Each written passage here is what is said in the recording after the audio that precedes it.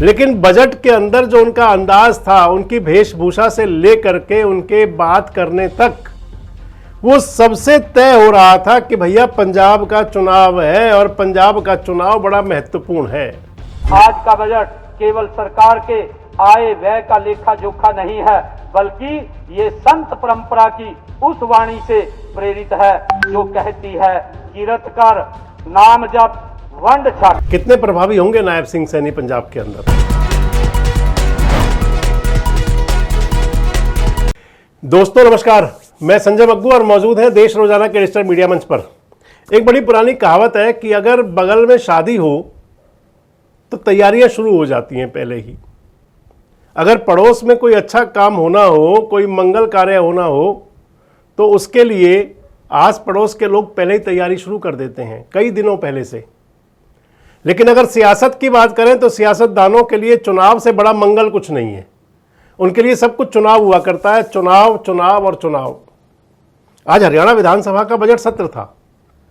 Budget सत्र के अंदर क्योंकि हरियाणा के मुख्यमंत्री नायब सिंह सैनी साहब हरियाणा के मिनिस्टर फाइनेंस भी हैं, खजाना भी उन्हीं के पास है, गृह मंत्री भी वही है, खजाना मंत्री भी है, मुख्यमंत्री तो है ही। तो उन्होंने आज बजट पेश करना था। उनका दूसरा बजट था आज। ये 223 लाख करोड़ से ज्यादा का ये बजट हरियाणा के लिए पेश हुआ 2026-27 का।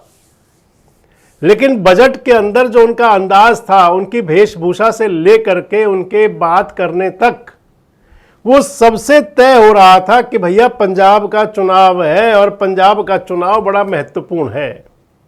वैसे भी नायब सिंह सैनी साहब तो आधे पंजाबी से ही हैं। पंजाबी क्यों कहूं, जब बिहार में चुनाव था तो उन्होंने कहा था मैं बिहारी भी हूं और अब तो पंजाब में चुनाव है। और नायब सिंह सैनी साहब तो उस जिले से आते हैं, आज चाहे जहां के एमएलए हैं चाहे वो जिला हो, और जहां के वो मूल बाशिंदे हैं चाहे वो जिला हो। असल में नायब सिंह सैनी साहब कुरुक्षेत्र के मूल बाशिंदे, उसके बाद उनका अंबाला डिस्ट्रिक्ट में या नारायणगढ़ की तरफ झुकाव पड़ा और फिर वापसी। अब फिर वो आजकल कुरुक्षेत्र की ही सीट से लाडवा से एमएलए हैं आजकल। तो कुरुक्षेत्र हो या अंबाला हो, ये दोनों जिले पंजाब के बहुत नज़दीक हैं। और नायब सिंह सैनी साहब जो उनका बोलने का अंदाज है वो भी पंजाबियों वाला सा है। कई बार आपने सुना होगा, बड़ी अच्छी पंजाबी बोलते हैं। अब पंजाब में चुनाव है तो नायब सिंह सैनी जी रोज आपको दिखते भी हैं पंजाब की तरफ जाते हुए। आज उनका जो बजट था, आप उसे कह सकते हैं कि पंजाबी वाला हरियाणवी बजट कह लो उसे आप, क्योंकि पगड़ी में थे वो, सिख के अंदाज में, सरदार जी के अंदाज में थे। केसरिया पगड़ी पहनी हुई थी। केसरिया पगड़ी को, केसरिया रंग को त्याग का प्रतीक भी माना जाता है। केसरिया बाणा यानी कि कह लीजिए उस पगड़ी के अंदर आप थे नायब सिंह सैनी साहब और हरियाणा का बजट पेश कर रहे थे विधानसभा के अंदर। बजट पेश करना शुरू किया तो गुरवाणी से। गुरवाणी का मतलब आप समझ लीजिए। हालांकि गुरुओं की वाणी तो सबके लिए, लेकिन सिख समाज के लिए गुरवाणी के बहुत बड़े मायने हैं। बजट पेश किया, उन्होंने शुरू किया बजट पढ़ना जब, तो बजट के शुरू में उन्होंने कहा गुरवाणी का वो संदेश, गुरु नानक देव जी का जो सिद्धांत, कीरत कर, नाम जप, वंड छक। आज का बजट केवल सरकार के आय व्यय का लेखा जोखा नहीं है, बल्कि ये संत परंपरा की उस वाणी से प्रेरित है जो कहती है कीरत कर, नाम जप, वंड छक। इसका जो हिंदी अनुवाद है, कीरत कर का मतलब है कि ईमानदारी से काम करो, त्याग से काम करो, निष्ठा से काम करो। नाम जप का मतलब है कि नाम जपो, और वंड छक का मतलब है कि बांट कर खाओ। अब इसे कहीं और मत ले जाना बांट कर खाने को। वंड छक आप यहीं तक रहिए बस सिर्फ। तो इस अंदाज में, गुरवाणी के अंदाज में, गुरु नानक देव साहब के संदेश के अंदाज में नायब सिंह सैनी जी ने शुरू किया।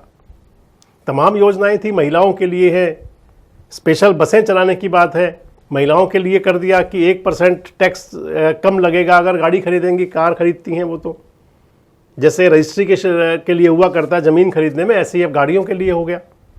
महिलाओं के लिए, महिलाओं को वीटा बूथ अलग से आवंटित किए जाएंगे। कई योजनाएं रखी गई हैं। लाडो लक्ष्मी के अंदर 1.80 लाख रुपए कर दिया गया है, मिनिमम जो आय का जो कर दिया गया है।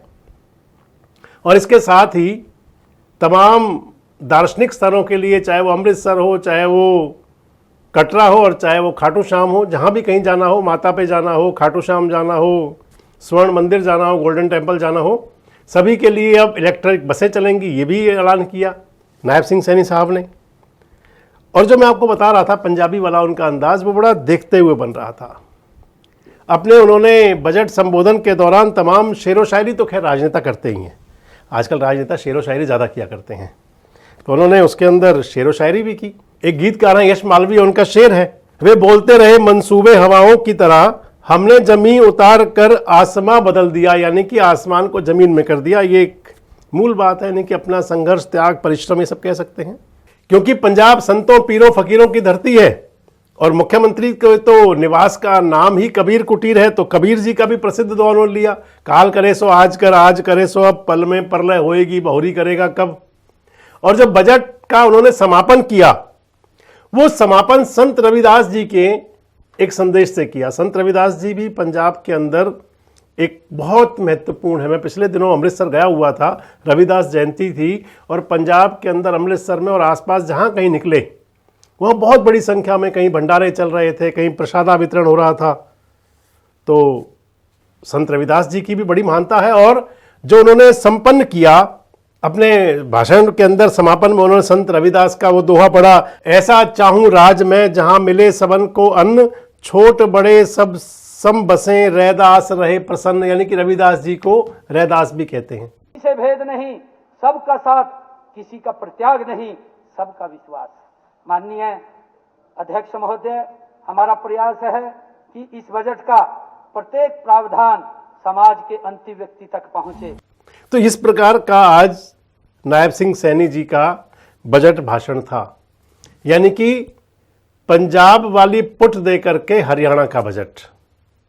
कितने प्रभावी होंगे नायब सिंह सैनी पंजाब के अंदर? पंजाब के अंदर क्योंकि अगले बजट आने तक चुनाव की आहट हो जाएगी। क्या होगा कमेंट बॉक्स में जरूर बताएं। जुड़े रहें हमारे साथ, देखते रहें देश रोजाना। हमारे साथ जुड़े रहने के लिए सब्सक्राइब करें देश रोजाना के YouTube चैनल को और नई वीडियो की नोटिफिकेशन पाने के लिए बेल आइकन जरूर दबाएं। अगर आप ये वीडियो Facebook या Instagram पर देख रहे हैं तो पेज को लाइक और फॉलो जरूर करें और ज्यादा से ज्यादा शेयर करें।